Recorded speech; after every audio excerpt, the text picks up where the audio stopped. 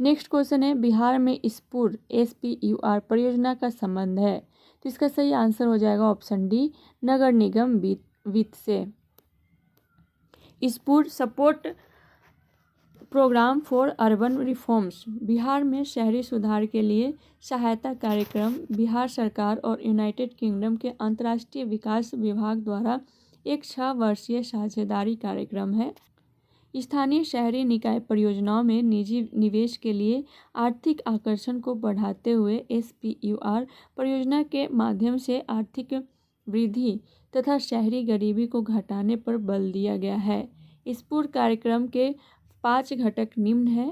पहला है नगरीय प्रशासन और योजना, सेकंड है नगर वित्त, थर्ड है नगरीय आधारभूत संरचना, फोर्थ है स्थानीय आर्थिक विकास तथा फिफ्थ है सामाजिक विकास, गरीबी उन्मूलन एवं आजीविका। नेक्स्ट क्वेश्चन है जीवंत ग्राम कार्यक्रम के संबंध में सही कथन का चयन कीजिए। ऑप्शन है यह बिहार में सड़क संपर्क के विकास के लिए है। ऑप्शन बी है यह भारत के महाराष्ट्र राज्य के लिए है। ऑप्शन सी है इसकी शुरुआत वर्ष 2017 में हुई थी। ऑप्शन डी है यह उत्तरी सीमा पर सीमावर्ती गांवों के विकास के लिए है। ऑप्शन ई है उपयुक्त में से कोई नहीं या उपयुक्त में से एक से अधिक। तो इसका सही आंसर हो जाएगा ऑप्शन डी, यह उत्तरी सीमा पर सीमावर्ती गांवों के विकास के लिए है। बजट भाषण 2022-23 के अनुसार उत्तरी सीमा के ऐसे सीमावर्ती गांव जहां की जनसंख्या बहुत ही विरल है, उनकी कनेक्टिविटी और बुनियादी सुविधाएं भी बहुत ही सीमित हैं तथा विकास के लाभ से वंचित रह गए हैं, को जीवंत ग्राम कार्यक्रम के अंतर्गत लाया जाएगा। यहाँ के क्रियाकलापों में गांव की बुनियादी सुविधाओं, आवास, पर्यटन केंद्रों के निर्माण, सड़क संपर्क, विकेंद्रित नवीकरणीय ऊर्जा की व्यवस्था है। दूरदर्शन और शिक्षण चैनलों के लिए डायरेक्ट टू होम एक्सेस की व्यवस्था और आजीविका सृजन के लिए सहायता जैसे कार्य किए जाएंगे। इन क्रियाकलापों के लिए अतिरिक्त धन उपलब्ध कराया जाएगा। नेक्स्ट क्वेश्चन है बिहार सरकार ने अगस्त 2018 में एक नई योजना सतत जीविकोपार्जन योजना शुरू की। इस योजना का उद्देश्य है, ऑप्शन है युवा को बेरोजगारी भत्ता देना, ऑप्शन बी है ग्रामीण क्षेत्रों में स्थानीय निकायों के माध्यम से रोजगार प्रदान करना, ऑप्शन सी है अत्यधिक गरीब परिवारों को सतत आय का सृजन करने वाली परिसंपत्ति प्रदान करना, ऑप्शन डी है युवाओं के दक्षता के वृद्धि के लिए निःशुल्क प्रशिक्षण प्रदान करना, ऑप्शन ई है उपयुक्त में से कोई नहीं या उपयुक्त में से एक से अधिक। तो इसका सही आंसर होगा ऑप्शन सी, अत्यधिक गरीब परिवारों को सतत आय का सृजन करने वाली परिसंपत्ति प्रदान करना। बिहार सरकार ने 5 अगस्त 2018 को सतत जीविकोपार्जन योजना का शुभारंभ किया था। यह योजना देशी शराब और ताड़ी के उत्पादन तथा बिक्री में पारंपरिक रूप से जुड़े परिवार जिनकी राज्य में शराबबंदी के बाद आर्थिक स्थिति कमजोर हो गई है, जैसे निर्धन परिवारों के साथ ही अनुसूचित जाति, अनुसूचित जनजाति और अन्य समुदायों के लक्षित अत्यंत निर्धन परिवारों के लिए शुरू की गई है। ऐसे परिवारों को राज्य सरकार इस योजना के अंतर्गत सतत आजीविका एवं क्षमता निर्माण हेतु 60,000 से 1 लाख रुपये तक का वित्तीय सहायता प्रदान करेगी। नेक्स्ट क्वेश्चन है बिहार राज्य में गरीबी रेखा के नीचे लोगों की अधिकतम संख्या होने का कारण है। ऑप्शन है भूमि सुधारों की असफलता, ऑप्शन बी है राजनीतिक इच्छा का अभाव, ऑप्शन सी है श्रमिक वर्ग की अधिक संख्या, ऑप्शन डी है इनमें से सभी। तो इसका सही आंसर हो जाएगा ऑप्शन डी, इनमें से सभी। बिहार राज्य भारत के सर्वाधिक गरीब राज्यों में से एक है। बिहार की इस गरीबी का प्रमुख कारण राज्य में भूमि सुधारों की असफलता रही है। भूमि सुधार की इस असफलता का कारण राजनीतिक इच्छा शक्ति का अभाव रहा है। पुनः औद्योगिक रूप से पिछड़ा राज्य होने के कारण बिहार में श्रमिक वर्ग की संख्या भी काफ़ी अधिक है। ठीक है। नेक्स्ट क्वेश्चन है प्रति व्यक्ति आय के अवरोही क्रम में बिहार राज्य के जिलों का सही क्रम चुनिए। तो इसका सही आंसर हो जाएगा ऑप्शन नंबर ए, सबसे ज़्यादा नवादा, उसके बाद किशनगंज, उसके बाद पूर्वी चंपारण, अररिया, उसके बाद शिवहर। बिहार आर्थिक समीक्षा 2021-22 में जारी आंकड़ों के अनुसार वर्ष 2019-20 के संदर्भ में विकल्पगत जिलों का प्रति व्यक्ति आय के संदर्भ में अवरोही क्रम है। नवादा, किशनगंज, पूर्वी चंपारण, अररिया, शिवहर। बिहार आर्थिक समीक्षा 2024-25 के अनुसार विकल्पगत जिलों का वर्ष 2022-23 में प्रति व्यक्ति निवल जिला घरेलू उत्पाद निम्न है। यहाँ आप देख सकते हैं किशनगंज, नवादा, पूर्वी चंपारण, अररिया और शिवहर का। नेक्स्ट क्वेश्चन है, बिहार सरकार ने 1 अप्रैल 2019 से सार्वजनिक वित्तीय प्रबंधन प्रणाली CFMS शुरू की है। यह प्रणाली है, ऑप्शन ए है, राज्य में समस्त वित्तीय कार्यकलापों को ऑनलाइन तथा कागज रहित बनाएगी। ऑप्शन ए इसका सही आंसर हो जाएगा।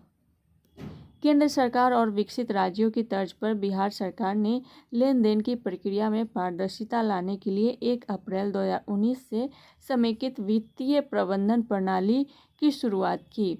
इस नई व्यवस्था के तहत सभी विभागों के बजट निर्माण की प्रक्रिया ऑनलाइन होने के साथ बजट के प्रोविजन, अलॉटमेंट और निकासी भी ऑनलाइन होगी। नेक्स्ट क्वेश्चन है, बिहार का बकाया ऋण है, तो ये 2001 के अकॉर्डिंग ये पूछा गया है। और यहाँ देखिए इसका व्याख्या, संदर्भ स्रोतों में तत्कालीन समय के बिहार का बकाया ऋण संबंधी आंकड़े अनुपलब्ध है। संदर्भ स्रोतों के अनुसार राज्य के तत्कालीन उप मुख्यमंत्री सुशील कुमार मोदी ने अप्रैल 2006 में बिहार विधानसभा में राज्य के ऋणों पर श्वेत पत्र प्रस्तुत किया। प्रस्तुत श्वेत पत्र के अनुसार बिहार पर तत्समय बकाया ऋण 42,483 करोड़ रुपए था। वित्तीय वर्ष 2025-26 में लोक ऋण का शेष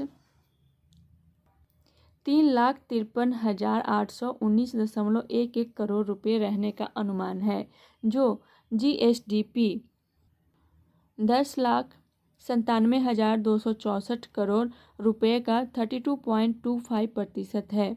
वर्ष 2025-26 के अंत में अन्य दायित्वों के साथ लोक ऋण का शेष 4,06,476.12 करोड़ रुपए रहने का अनुमान है, जो GSDP 10,97,264 करोड़ रुपए का 37.04% है। नेक्स्ट क्वेश्चन है, बिहार में किस प्रकार के उद्योगों की प्रत्याशा एवं संभावनाएं हैं? ऑप्शन है तेल शोधनागार, ऑप्शन बी है वन आधारित उद्योग, ऑप्शन सी है बालू का खनन उद्योग, ऑप्शन डी है कृषि आधारित उद्योग, ऑप्शन ई है उपयुक्त में से कोई नहीं या उपयुक्त में से एक से अधिक। तो इसका सही आंसर हो जाएगा ऑप्शन ई, उपयुक्त में से एक से अधिक। बिहार में कृषि आधारित उद्योग, वन आधारित उद्योग, बालू का खनन उद्योग, तेल शोधनागार सहित धातु कार्य, रसायन, प्लास्टिक, विद्युत, चमड़ा आदि उद्योगों की प्रत्याशा एवं संभावनाएं हैं। नेक्स्ट क्वेश्चन है, बिहार के किस जिले में मक्का का उत्पादन सर्वाधिक होता है? तो इसका सही आंसर होगा ऑप्शन ए, मुजफ्फरपुर। बिहार आर्थिक सर्वेक्षण 2023-24 के अनुसार दिए गए विकल्पों में वर्ष 2022-23 में बिहार के मुजफ्फरपुर जिले में सर्वाधिक मक्का उत्पादन होता है, जबकि पूर्वी चंपारण में 135.39 हजार टन, सिवान में 57.37 हजार टन तथा सारण में 78.67 हजार टन उत्पादन होता है। हालांकि सर्वाधिक मक्का का उत्पादन अररिया जिला में होता है। बिहार आर्थिक सर्वेक्षण 2024-25 के अनुसार वर्ष 2023-24 में मक्का का सर्वाधिक उत्पादन जिला पूर्णिया है, तत्पश्चात अररिया तथा कटिहार का स्थान है। नेक्स्ट क्वेश्चन है, बिहार की मुख्यमंत्री कन्या उत्थान योजना के संबंध में कौन सा असत्य है? ऑप्शन ए है, योजना का वार्षिक व्यय रुपये 7,221 करोड़ प्रस्तावित है। ऑप्शन बी है, शिक्षा, स्वास्थ्य और समाज कल्याण 3 विभागों द्वारा योजना का संचालन। ऑप्शन सी है, जन्म से स्नातक तक की शिक्षा पूर्ण करने पर प्रत्येक कन्या को रुपये 60,000 प्रदान किए जाएंगे। ऑप्शन डी है, कन्या शिशु के जन्म के समय उसके परिवार को 2,000 रुपये प्रदान किए जाएंगे। ऑप्शन ई है उपयुक्त में से कोई नहीं है, उपयुक्त में से एक से अधिक। तो इसका हमसे क्या पूछा गया, असत्य पूछा गया है, इसमें से कौन सा असत्य है। तो असत्य इस सारे सत्य है, एक असत्य है, वो ऑप्शन सी जो है वो असत्य है। बिहार की मुख्यमंत्री कन्या उत्थान योजना के संबंध में विकल्प सी असत्य है। इस योजना के अंतर्गत जन्म से स्नातक तक की शिक्षा पूर्ण करने तक विभिन्न मदों के तहत कुल 54,100 रुपये की मदद की जाएगी। इसमें से स्नातक करने के उपरोक्त कन्या को 25,000 रुपये की राशि प्रदान की जाएगी। अगर राज्य में बालिकाओं हेतु पहले से चल रही योजनाओं यथा छात्रवृत्ति, साइकिल योजना इत्यादि को भी शामिल कर लिया जाए तो राज्य सरकार प्रत्येक बालिका पर लगभग 60,000 रुपये खर्च करेगी।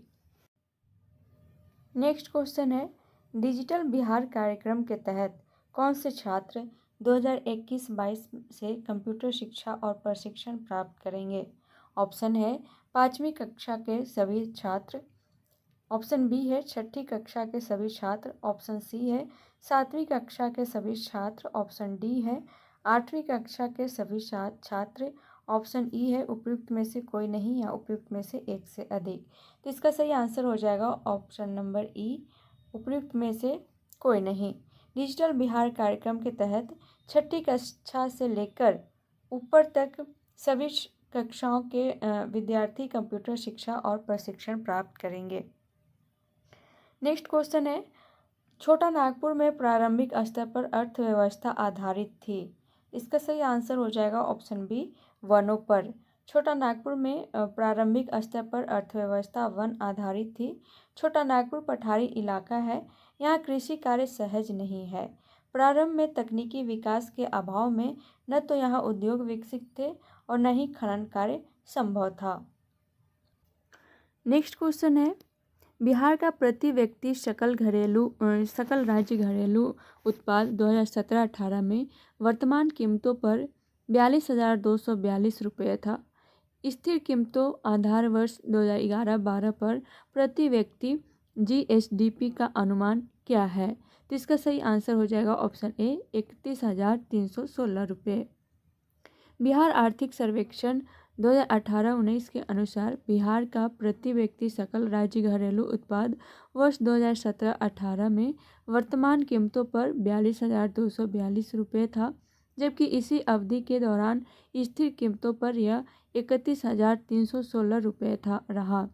बिहार आर्थिक सर्वेक्षण 2024-25 के अनुसार चालू कीमतों पर प्रति व्यक्ति GSDP 2023-24 में 66,828 रुपये तथा स्थिर कीमतों पर 36,333 रुपये रहना अनुमानित है। नेक्स्ट क्वेश्चन है, 2018-19 में बिहार का कौन सा जिला स्थिर कीमतों पर आधार वर्ष 2011-12 3 सबसे समृद्ध जिलों प्रति व्यक्ति आय के अनुसार में से एक है। ऑप्शन है मधेपुरा, ऑप्शन बी है सुपौल, ऑप्शन सी है बेगूसराय, ऑप्शन डी है शिवहर, ऑप्शन ई है उपयुक्त में से कोई नहीं या उपयुक्त में से एक से अधिक। तो इसका सही आंसर हो जाएगा option C, Begusarai.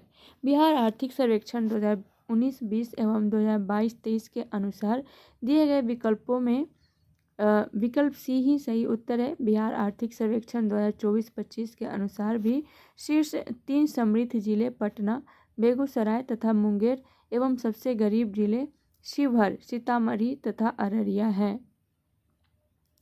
Next question है, वर्ष 2019-20 के आर्थिक सर्वेक्षण के अनुसार किस जिले की प्रति व्यक्ति आय सबसे कम है। तो इसका सही आंसर हो जाएगा ऑप्शन बी, शिवहर।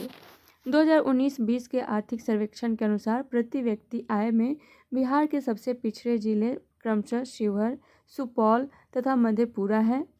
बिहार आर्थिक सर्वेक्षण 2024-25 के अनुसार बिहार के 3 सबसे पिछड़े जिले क्रमशः शिवहर प्रति व्यक्ति आय 19,561 रुपये, सीतामढ़ी प्रति व्यक्ति आय 21,931 रुपये तथा अररिया प्रति व्यक्ति आय 22,204 रुपये हैं।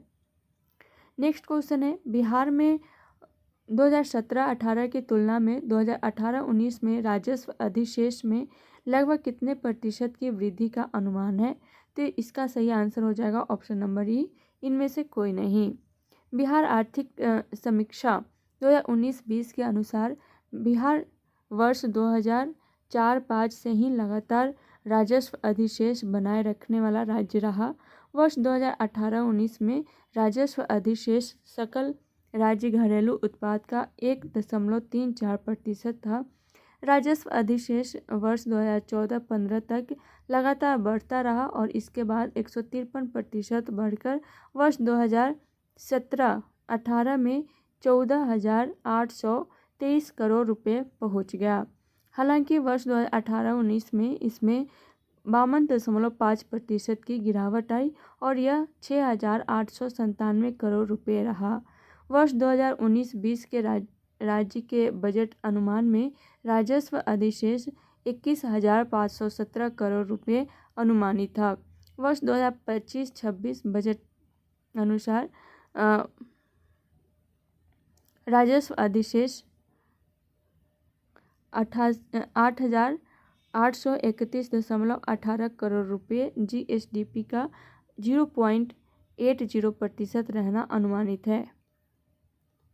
नेक्स्ट क्वेश्चन है, बिहार में मोटे अनाज का कुल उत्पादन 2017-18 में और उसकी विकास दर 2023-24, 13-14 एवं 2017-18 के बीच थे क्रमशः। इसका सही आंसर हो जाएगा ऑप्शन सी 3.15 और 6%। ठीक है। बिहार आर्थिक समीक्षा 2019-20 के अनुसार प्रमुख अनाजों में मक्का तथा चावल दोनों के उत्पादन में विगत 5 वर्षों के दौरान क्रमशः 6% एवं 4% की वृद्धि दर्ज की गई है। वर्ष 2017-18 में मोटे अनाज का कुल उत्पादन 3.15 लाख टन था। इसमें वर्ष 2013-14 से 2017-18 के मध्य 6% की वृद्धि दर दर्ज की गई है। नेक्स्ट क्वेश्चन है, बिहार में सामाजिक विकास को बढ़ावा देने में जीविका ने अभूतपूर्व सफलता हासिल की है। सितंबर 2018 तक गठित स्वयं सहायता समूहों की अनुमानित संख्या थी। तो इसका सही आंसर हो जाएगा ऑप्शन डी 8.17 लाख। बिहार में सामाजिक विकास को बढ़ावा देने की दिशा में बिहार ग्रामीण आजीविका प्रोत्साहन समिति, जो जीविका के नाम से प्रसिद्ध है, ने एक बड़ी उपलब्धि हासिल की है। विगत एक दशक के दौरान सितंबर 2018 तक बिहार में स्वयं सहायता समूहों की अनुमानित संख्या 8.17 लाख से कम नहीं थी। बिहार आर्थिक समीक्षा 2024-25 के अनुसार जीविका ने सितंबर 2024 तक 1,63.5 हजार स्वयं सहायता समूह और 71.1 हजार ग्राम संगठन गठित किए। नेक्स्ट क्वेश्चन है, वर्ष 2020-22 के लिए सबसे कम महिला कार्यबल भागीदारी दर कितने प्रतिशत पर बिहार में दर्ज की गई? तो इसका सही आंसर हो जाएगा ऑप्शन बी 4% ग्रामीण क्षेत्रों में और 6.5% शहरी क्षेत्रों में। श्रम एवं रोजगार मंत्रालय ने वर्ष 2020-22 के महिला कार्यबल भागीदारी दर के अनुसार बिहार में सबसे कम महिलाओं की भागीदारी कार्यबल भागीदारी थी। ठीक है, जो कि ग्रामीण क्षेत्रों में 4% एवं शहरी क्षेत्रों में 6.5% है। तो आज के लिए इतना ही, बाकी क्वेश्चन हम नेक्स्ट क्लास में डिस्कस करेंगे। तब तक के लिए thank you so much and all the best.